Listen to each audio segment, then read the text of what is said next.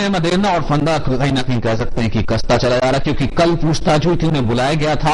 आज भी कहा जा रहा है कि पूछताछ हो सकती है। इसमें स्टेटस रिपोर्ट देने के लिए भी सीबीआई पहुंच गई है हाई कोर्ट। कल 7 घंटे तक लगातार पूछताछ की गई थी, तमाम सवाल पूछे गए थे मदेरना से। महाराष्ट्र के बारामती में कृषि मंत्री शरद पवार और डिप्टी सीएम अजीत पवार के गृहनगर काटेवाड़ी की दुकानें बंद रहीं और बाजार में सन्नाटा छाया रहा। बारामती में गुस्साए किसानों ने पुणे बेंगलुरु हाईवे पर टायरों में आग लगा दी और रास्ता रोका। स्वाभिमानी शेतकरी संगठन के नेता और सांसद राजू शेट्टी का शरद पवार के राजनीतिक गढ़ बारामती में करीब 50,000 गन्ना किसानों के बीच पिछले 4 दिनों से अनशन जारी है। नासिक में गन्ना किसानों ने नासिक पुणे हाईवे को घंटों जाम रखा। सांगली में नाराज गन्ना किसानों ने सांगली इस्लामपुर हाईवे पर भी चक्का जाम किया। उनके समर्थन ये रास्ता रोको हो रहा है और इसलिए गन्ने का जो रेट है उसको सही रेट मिलना चाहिए। गन्ना किसानों की मांग है कि सरकार उन्हें 2,350 रुपए प्रति टन का भाव दे, लेकिन 1,450 रुपए प्रति टन का भाव दे रही सरकार इस मामले को बातचीत के जरिए हल करने की बात कर रही है। सरकार की इसी देरी से गुस्साए गन्ना किसानों का ये गुस्सा बारामती से नासिक, सांगली से शोलापुर, कोल्हापुर सहित महाराष्ट्र के हर कोने में दिख रहा है। टूजी घोटाले की सुनवाई में आज है बड़ा दिन।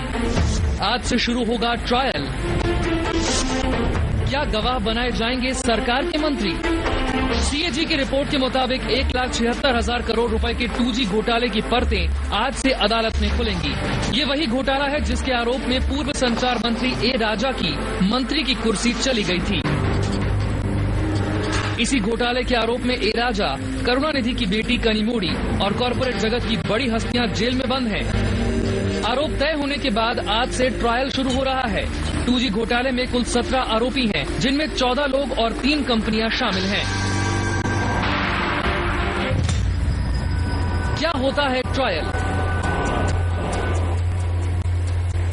मुकदमे में ट्रायल वो स्टेज होता है जब सरकारी वकील और बचाव पक्ष के वकील अपने अपने सबूतों और गवाहों को अदालत के सामने पेश करते हैं। फिर अदालत में शुरू होती है एक एक सबूत और गवाह पर दोनों पक्षों की बहस, जहां सरकारी पक्ष अपने सबूतों और गवाहों से ये साबित करने की कोशिश करता है कि मामले में आरोपी किस हद तक शामिल रहे हैं।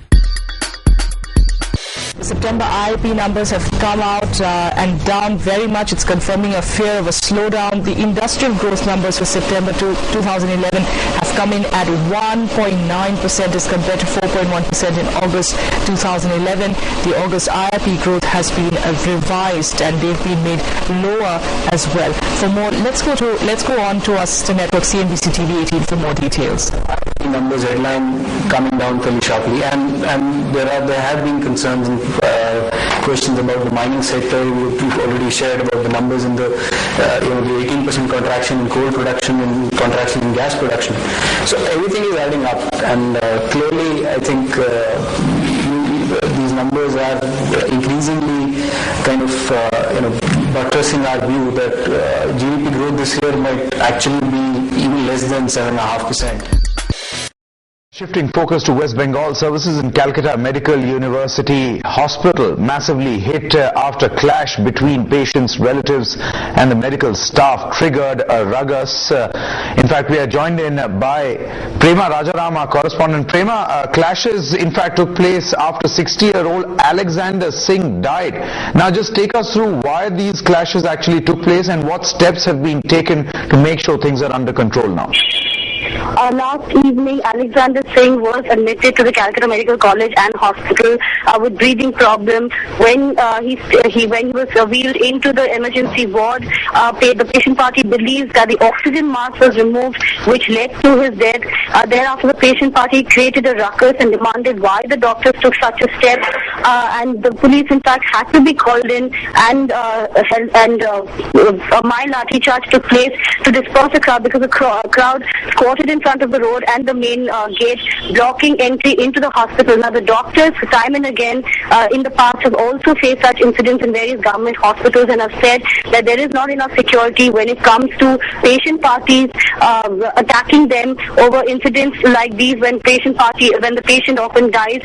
But sure, the patient party says that it is because of the negligence of the doctors that the patient